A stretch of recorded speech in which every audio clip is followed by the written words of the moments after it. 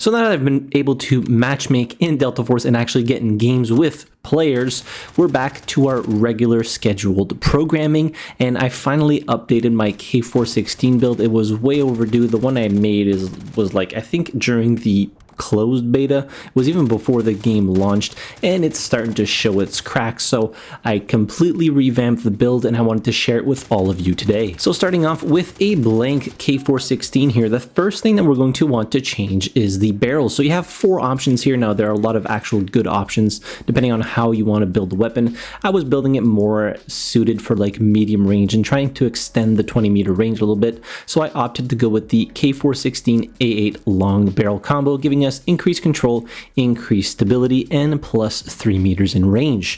For the muzzle device, so this weapon kicks quite a bit and you do feel the recoil a lot considering how fast it shoots at 880 RPM, which is just absolutely insane. You're going to want to put the Sandstorm vertical compensator on here to really reduce that vertical recoil.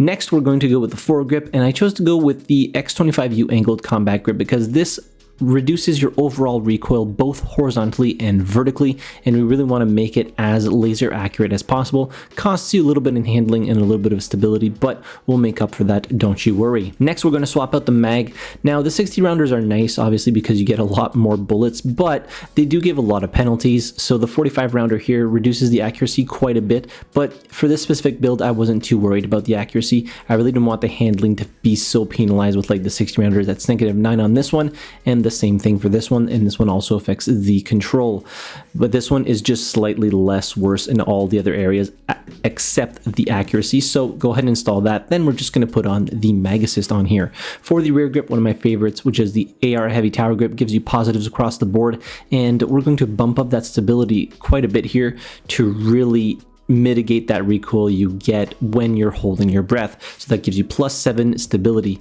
We're going to make up for the handling as well. Next, we're going to swap out the stock. So I chose to go with the skeleton sniper stock. So this gives us extra handling and extra stability at the cost of accuracy and control. Moving on to the optics. So I usually put the XRO on here, but honestly, as of late, I've kind of been having issues like seeing that specific reticle in a lot of combat scenarios. So I tried to opt for like the mini red dot in this situation, which is like a very bright blue reticle as opposed to like the greenish, which can get lost quite a bit in a lot of different sceneries. So I just chose to go with the mini RDS for this one.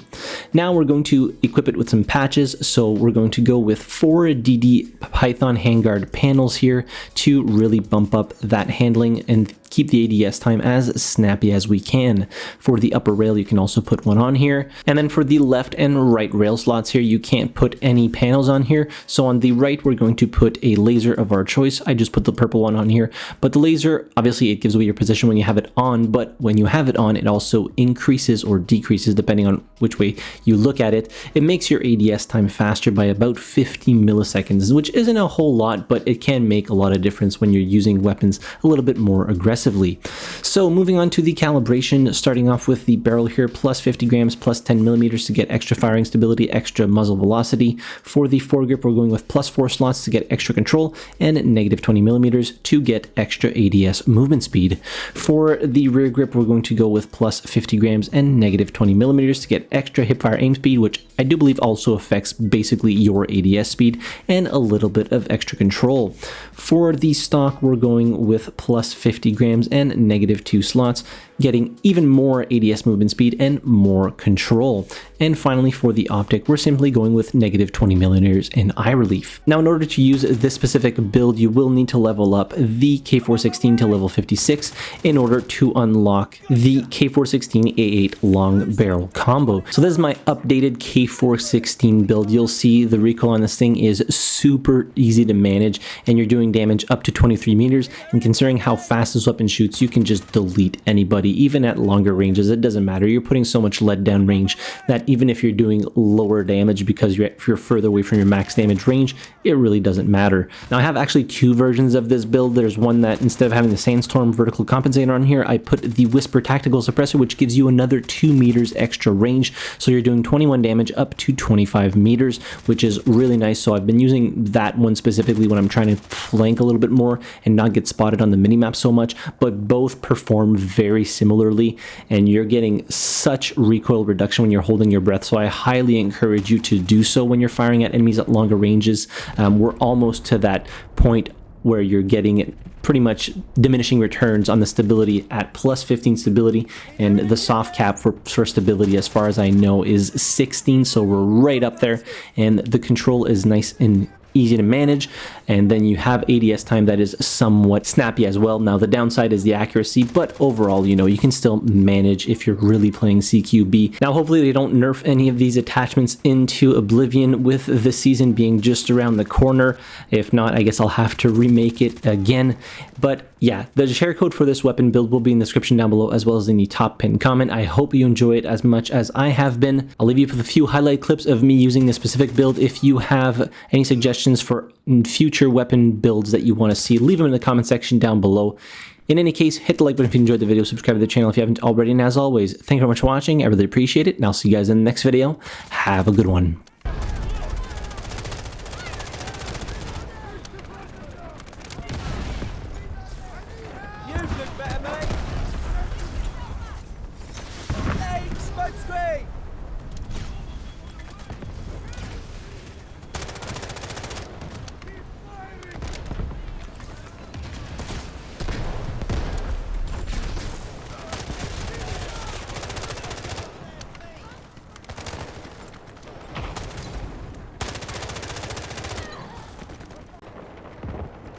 Didn't see that coming, did you?